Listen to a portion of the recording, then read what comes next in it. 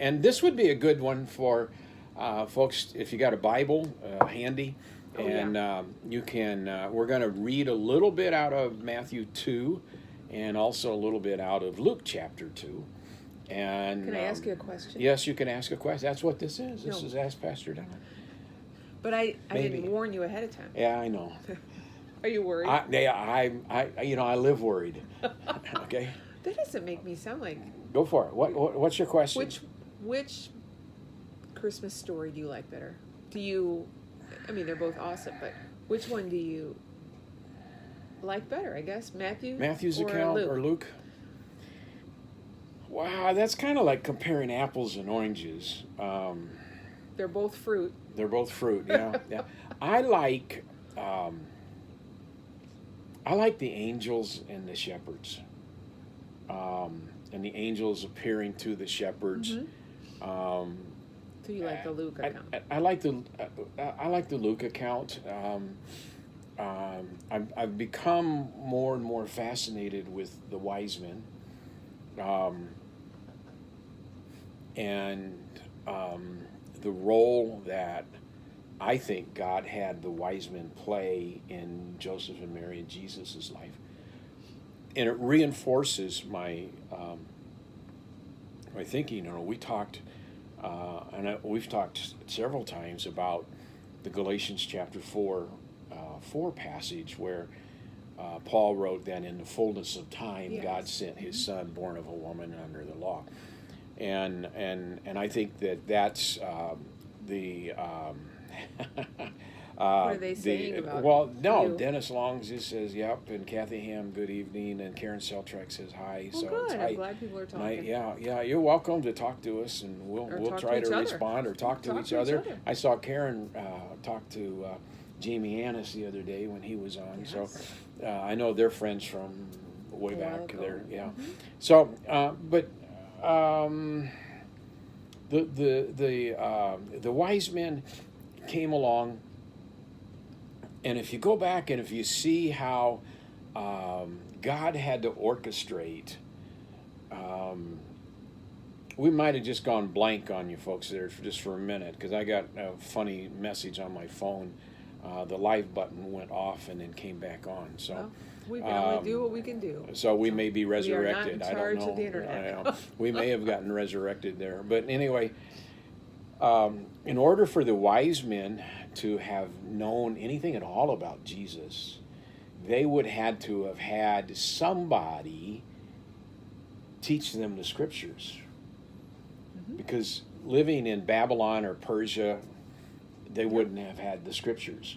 And so I think that in the Babylonian exile, God used Daniel, who was a Jew, to teach all of the wise men. He was in charge of all of the wise men in the Persian kingdom. Mm-hmm. And while these guys probably came along much later, I mean several hundred years later, I believe that the teachings of the Word of God were handed down through the wise men because Daniel got it started. And so that several hundred years later, these wise men would have been looking for this star, Mm-hmm. and when they saw the star, they would have known it's time to head for Jerusalem. I've been listening to so much Christmas music that every time I'm someone grateful says, for headphones. So. or you're in the other room, but every time there's certain phrases, and all of a sudden I hear the music in my head, like when they saw the star, they rejoiced with great joy. Yeah.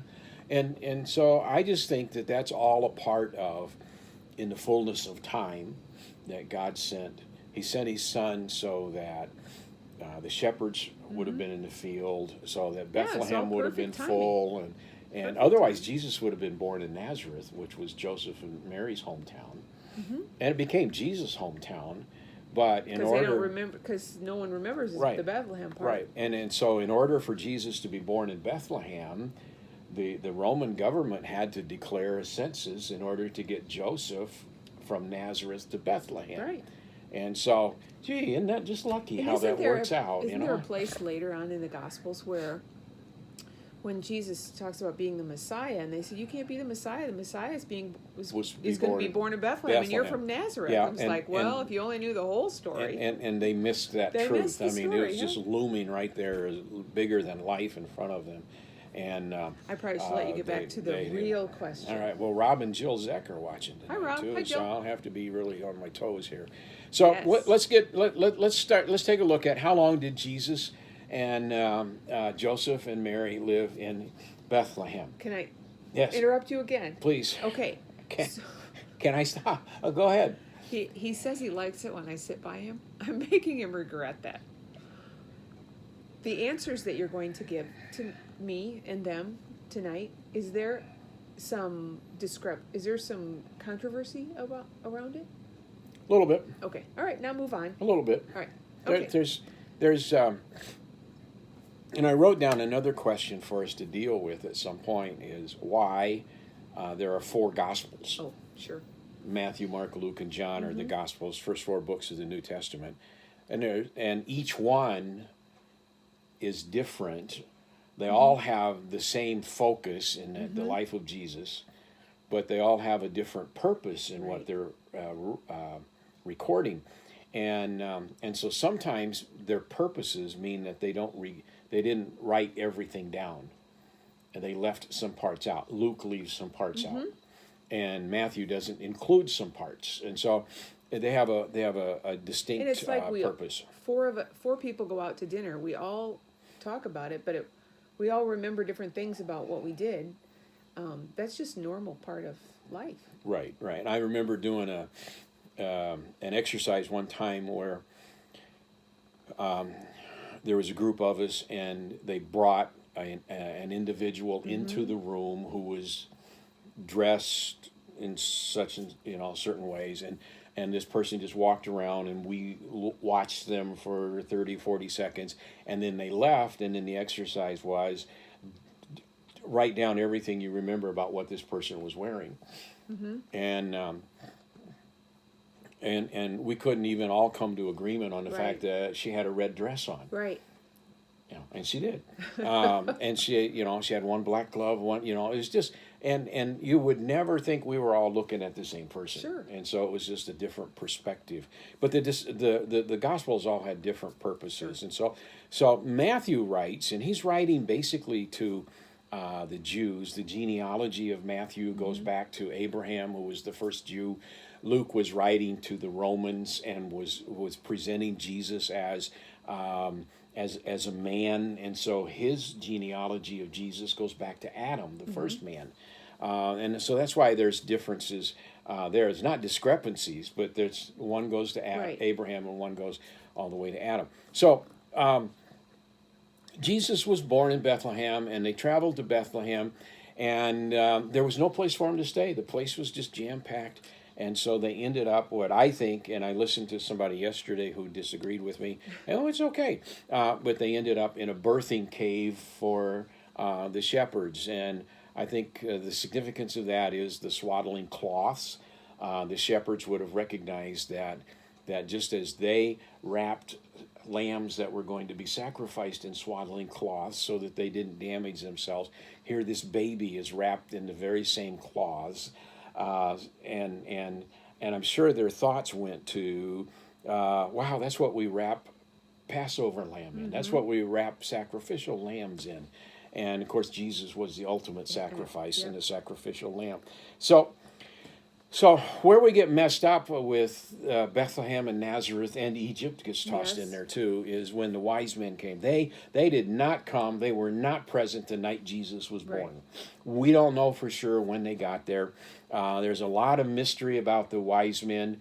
We think there was 3 because there were 3 gifts mentioned. There could have been many others. I read just the other day where they think that probably the group that traveled with the wise men, there was over 100 people in the caravan. And so would have made quite the commotion. I was going to say, no, you couldn't hide that. When it came. But if you look in Matthew 2, and I've got it here, I think, if I could see that far away. People don't know that you're looking at your computer screen. I'm looking at my computer screen. At them. Yeah. Yeah. So I'm sorry. All right. So in Matthew 2, the wise men come in, and if you read in, let's start reading in about verse 7.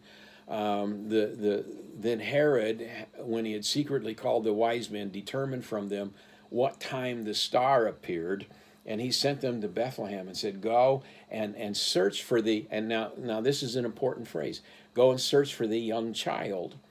And when you have found him, bring back word to me that I may come and worship him also."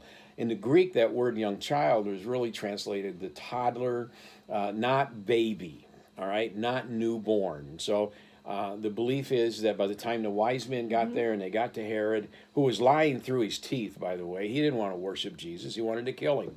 He didn't want anybody else to be a competition to be the king of the Jews. That was his job. He killed some of his own family. His favorite wife, he did. He used his hands to strangle her. He didn't have her head chopped off, or that was nice. And he even killed one of his sons that thought it was going to take over from his dad. So so you read that phrase, young child. You read it in verse 8, which we just did. You read it also in verse 9. And when they departed and they beheld the star, and they'd seen in the east, and went before them till it came and stood over where the young child was. And so then again in verse 11, we run into this phrase that they came into the house and they saw the young child with Mary, his mother, and they fell down and worshiped him. I want to finish the last sentence of that verse in just a minute. But so they were looking for a young child. And I don't know, the speculation is he could have been 2 years old. And the reason that's speculated is because when Herod gets mad, the wise men don't go back and tell him where Jesus was. He gives an order for all the baby boys in Bethlehem that were 2 years old and under were to be killed.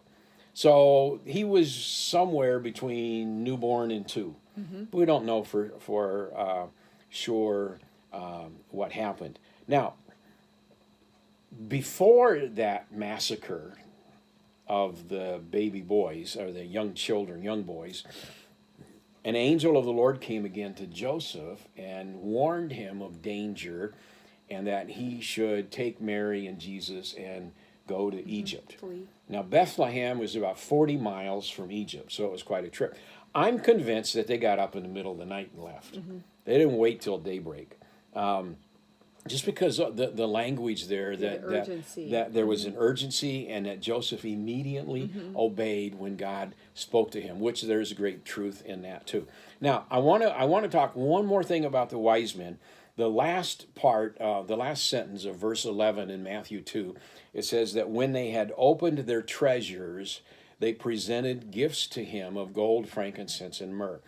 Now, we can't see it in the English language, but in the Greek language, when it says they opened their treasures, they opened their treasures and opened their treasures and opened their treasures. They lavished. They just... It might have been gold, frankincense, and myrrh, but it was a lot of gold, it was a lot of frankincense, and it was a lot of myrrh, and it was a lot. Now, and I'm also convinced, and it doesn't say this to us in the scriptures, so I'm speculating a little bit, that these gifts were valuable enough that it supported Joseph and Mary and Jesus while they were in Egypt, which I think was about 3 years. Okay, somewhere between 2 and 3 years, because when Herod died, we know when Herod died. History says that Herod died in 4 BC. Now, we all think Jesus was born in 0, and he wasn't born in 0. He was born either in very early 4 or very late 5. We're not real sure. But Herod died in 4 BC, and an angel showed up to Joseph again in Egypt and said, those who were wanting to kill Jesus are dead, and it's safe for you to go back. All right? So what Luke tells us then in Luke chapter 2 is that And he leaves a lot of stuff out of his account. Luke doesn't tell us about the wise men. No. He doesn't tell us about the massacre of babies in Bethlehem. He doesn't tell us about the gifts. He doesn't tell us about any of those things. What he tells us about is how Joseph and Mary were obedient to the law, that Jesus was circumcised on the 8th day, like all Jewish boys were supposed to be, and that at the end of Mary's purification time, which was 40 days, and they came back to the temple, and they offered a sacrifice. And if you read in Luke 2, then you read about the encounter with Simeon, you read about the encounter with Anna, and then in verse 39 of Luke chapter 2, it says, so when they had performed all things according to the law of the Lord, it says then that they returned to Galilee, to their own city of Nazareth. And again, I think that's after a 2 or 3 year period of time in Egypt. Jesus may have been 5 years old by this time. I don't know. Then if you keep reading in Luke 2, and I do want to point this out, that you get into in verse 41 is the account of Jesus at the age of 12, going to Jerusalem with his parents from Nazareth to celebrate Passover. And that was when he kind of got lost, okay?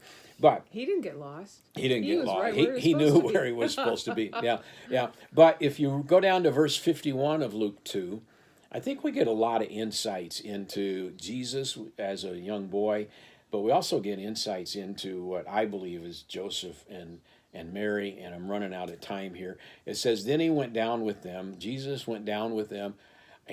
Jerusalem is up high. It's about 3,000 feet. So wherever you go, you're going down from Jerusalem. Right. All right. So he went down with them. They came to Nazareth.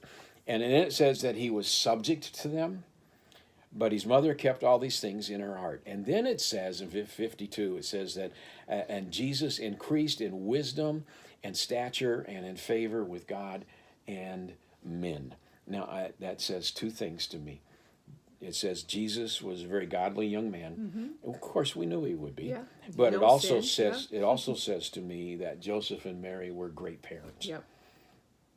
Great parents. I see kids all the time, and they're and How do you parent the Son of God? Yeah. How do you parent the Son of God? How do you spank the Son of God? I don't know. Well, he didn't do anything wrong. I don't know. He Okay. didn't sin. So. He didn't sin. Yeah, but anyway, it's so I think that they stayed in Bethlehem for a while. The house that Matthew talks about, I don't think it belonged to Joseph and Mary. I think it was relatives' homes, a place that was full, because the census didn't last for very long, and so the Bethlehem probably emptied out as quickly as it filled up after everybody had been able to register, and because of Mary just having given birth and them needing to be close to Jerusalem for the circumcision and for the purification, I think they just stayed there in Bethlehem so that they go back and forth to the temple and Jerusalem and accomplish all of the things that they were required to do by law. So I think they were probably in Bethlehem for maybe 2 years at the most. They were another 3 years at the most in Egypt, and then they came back and lived in Nazareth. We know nothing about Jesus' life from the time he was 12 to the time he was 30. Right, a lot of blanks. A lot of blank space there, and I don't even want to begin to speculate on those things because there's just well, yeah. I mean, there's some interesting things out there, but it's pure speculation. The scriptures don't tell us anything other than he increased in wisdom and stature and in favor with both God and men. I also believe, though, that if he was subject to his parents, Joseph taught him the carpenter skills. Absolutely. And that also meant not only just wood, but it probably meant he was quite the stonemason and built, because they didn't build things out of wood. He's a creator. He was a creator. So yeah, he probably held a few pieces of rocks that I recognize this rock. I've seen so this. yeah, I've seen this rock before. So maybe that's a little. Yeah, I know. That's We're a little going goofy off there. track Okay. a little bit. Well, we need to go. We're a little long on time Sorry. tonight. Again.